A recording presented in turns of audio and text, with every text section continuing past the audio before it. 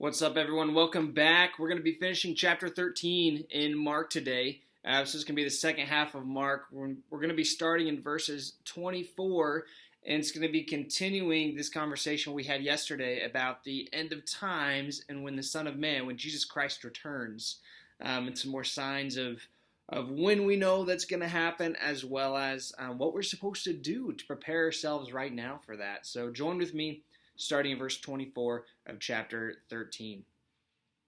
But in those days after that tribulation, the sun will be darkened, and the moon will not give its light, and the stars will be falling from heaven, and the powers in the heavens will be shaken. And they will see the Son of Man coming in clouds with great power and glory. And then he will send out the angels and gather his elect from the four winds, from the ends of the earth to the ends of heaven.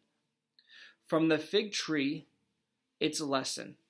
As soon as its branch becomes tender and puts out its leaves, you know that summer is near. So also, when you see these things taking place, you know that he is near at the very gates. Truly I say to you, this generation will not pass away until all these things take place. Heaven and earth will pass away, but my words will not pass away.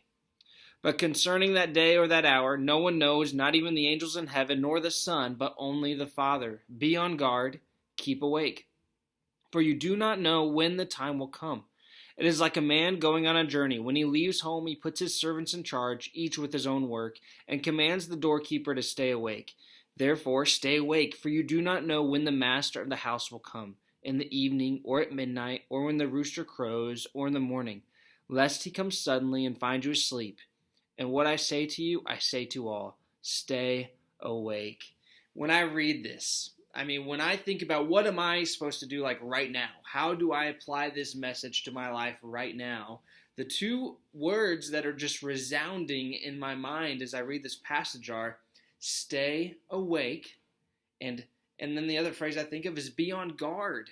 We don't know when Jesus is going to come back. We don't know when he's going to call us up to heaven with him.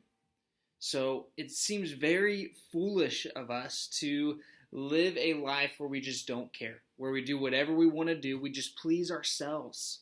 Because the truth is, we don't know when Jesus is going to come back. We don't want to be caught doing something we shouldn't be doing when he comes back. That's going to be really embarrassing.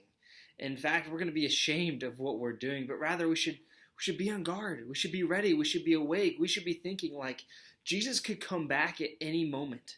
At any moment, he could be coming back. Am I ready? Am I living a life that is reflecting that I follow Jesus Christ? Or am I living this life that reflects that I only live for myself, that I only do the things that I want to do when I want to do them? So be on guard. Stay awake. And I think today we should just spend some time reflecting upon our lives and thinking, how am I being on guard right now? And when we say stay awake, it's not meaning literally to stay awake, to never sleep. So what do you think that means, to stay awake and to be on guard? And once you figure that out, maybe write down 2 ways that you can be on guard right now for when Jesus will return. I look forward to seeing what you guys have to say and comment about how we can be on guard. And really, we can help each other by sharing these thoughts. So make sure you share those with me. Let me know what you think. So that's today's passage. Tomorrow we're going to be getting into chapter 14. So thanks for joining me, and we'll see you guys tomorrow.